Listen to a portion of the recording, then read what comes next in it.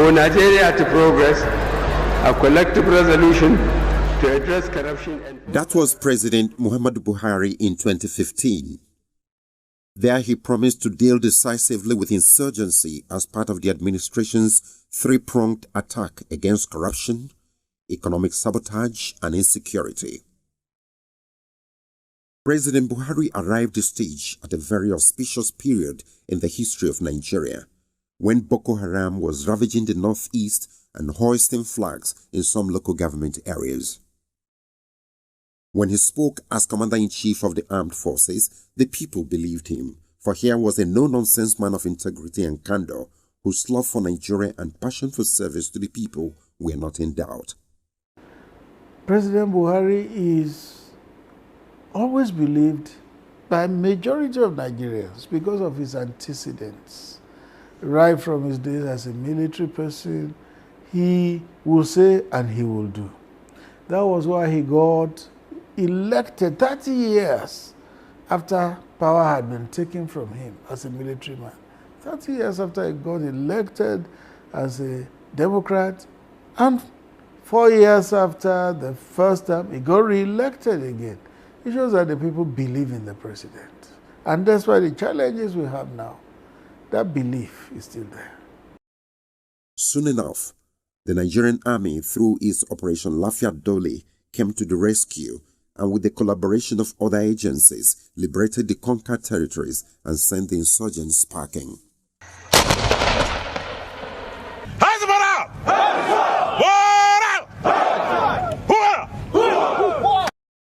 The resurgence of criminality and terror in the country is quite disheartening and condemnable. But Nigerians are assured that the army is up to the task, and with President Muhammadu Buhari as Commander-in-Chief, will surely overcome the situation. The security situation now is bad. We all know that. It's quite bad. But then, if he did it before, he can always do it again.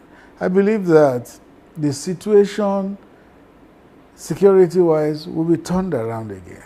And President Buhari would keep to his promise of securing the country. One thing he normally says is that before you can efficiently manage a country or an institution, you must first secure it. Recall that before 2015, while Boko Haram ravaged the north, other parts of the country were embroiled in banditry, kidnapping, pipeline vandalism, cultism, and other forms of criminality. But working in synergy with the Air Force, the Navy, and other security agencies, the Nigerian army confronted them headlong with operations Python Dance, Crocodile Smile, Awase, Sharandaji, Sahel Serenity, and many other tactical programs designed to deal with the peculiar challenges and restore the people's confidence on the ability of the government to protect lives and property. If they did it before, they can do it again.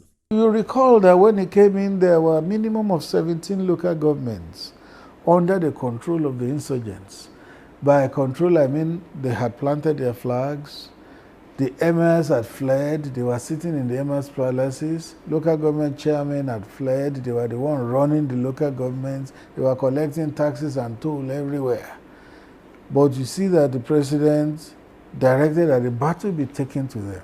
And in no time, they were flushed out of those 17 local governments. But now, every inch of the Nigerian soil is in the Nigerian state controlled by the federal government led by President Muhammadu Buhari. So we must understand that. I can't sit here and tell you that security is no more a challenge. But the point is that as days open up, new challenges arise. The important thing here is, what are you doing to be able to address this? And that is what government is doing. If you remember, as at the time he took over office, the morale of the Nigerian soldiers were the lowest ebb. Members of the armed forces were the lowest ebb. There were no equipments to fight this battle. But today, that is not the story. All right? That is also not to say that we have been able to conclusively address the issue of insecurity. because you certainly will hear sporadic attacks at soft targets and things like that. But even in developed economies, the challenges of insecurity is also there. The important thing here is government committed? Is government determined? Is there a clear-cut determination to deal with this issue? And the answer is yes. At a time of unrelenting clamor for the change of the former service chiefs, the appointment of Lieutenant General Ibrahim Attahiru came as a breath of fresh air, and he has left no one in doubt as to his ability to tackle insecurity through a Nigerian army that is repositioned to professionally defeat all adversaries.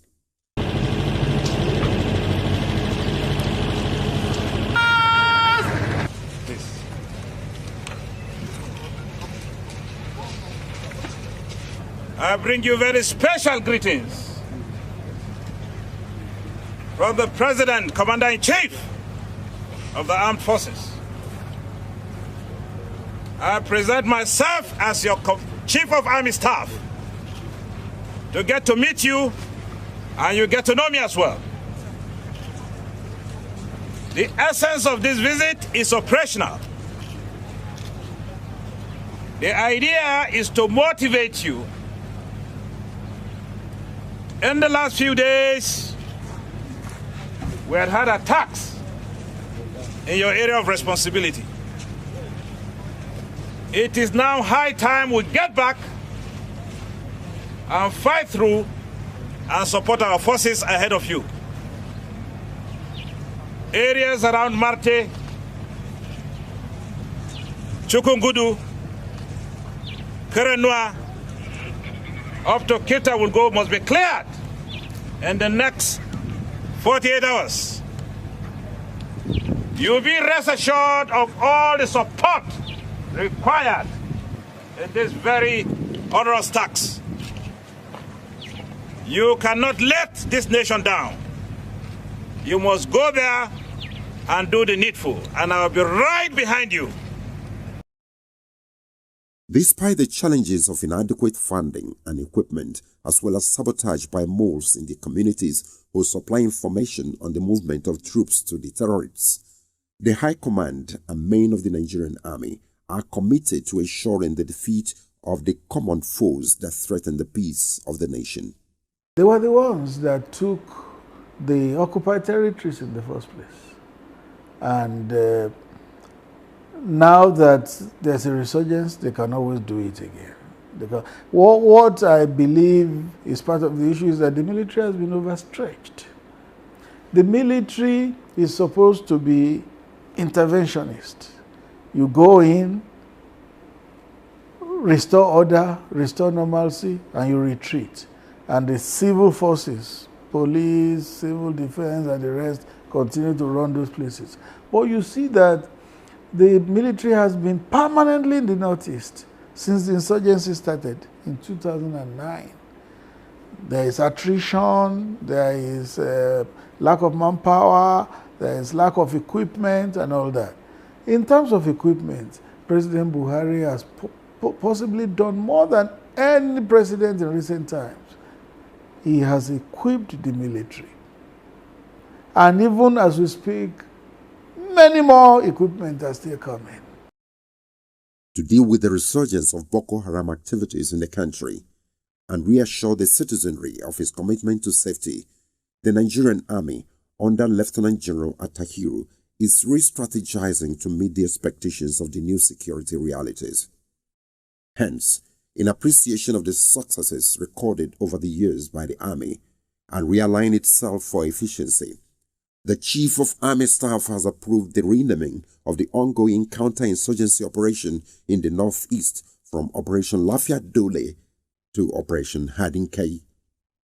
In addition, Army super camps have been redesignated to reflect the nomenclatures of the formations and units, followed by the name of the locations they occupy, while the subunits are redesignated as forward operating bases, followed by the name of their locations. Yes, he had lofty dreams for the Nigerian Army. He commanded with distinction and inspired confidence in the soldiers. He led from the front and boosted the morale of his men in the fight against insurgency. Until that Black Friday of May 21, 2021, he was set to make the difference in the fight against insecurity in Nigeria. Lieutenant General Tahiru and his colleagues who perished on Black Friday will forever be remembered as the gallant soldiers who came, saw, and left indelible marks. Allahu Akbar.